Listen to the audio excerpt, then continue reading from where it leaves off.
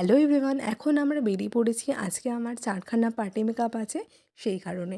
আর আজকে ছিল কিন্তু পাঞ্জাবি মেকআপ। তোমাদের সাথে ফার্স্ট লুকটা শেয়ার করবো আর রিভিউটাও কিন্তু এই দিদির কাছ থেকে জেনে নেব।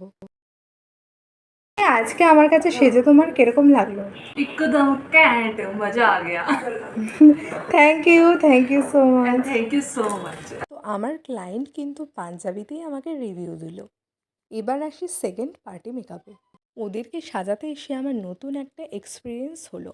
এর আগে আমি কখনোই পাঞ্জাবি মেকআপ করিনি। ন্যাচারালি ওরা দেখতে এত সুন্দর যে সাজিয়েও আমার খুব ভালো লেগেছে ওদেরকে।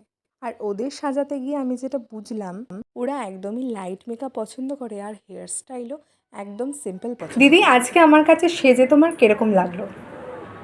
आज का जो मेकअप है ना, मतलब बहुत ही ज़्यादा अच्छा लगा मुझे। वो इसलिए लगा, जो बेस है इनका, आपका जो बेस है वो बहुत ही बेस्ट है। ठीक है, उसके अलावा मैं हर किसी को रेकमेंड करूँगी, कोलकाता में या फिर आउट ऑफ कोलकाता भी, अगर किसी भी स्टेट में, अगर वो कोलकाता में घूमने भी आ रहे हैं, अगर उनको मेकअप का शौक है तो वो एक बार आपके पास आके ट्राई ज़रूर करें। Thank you so much.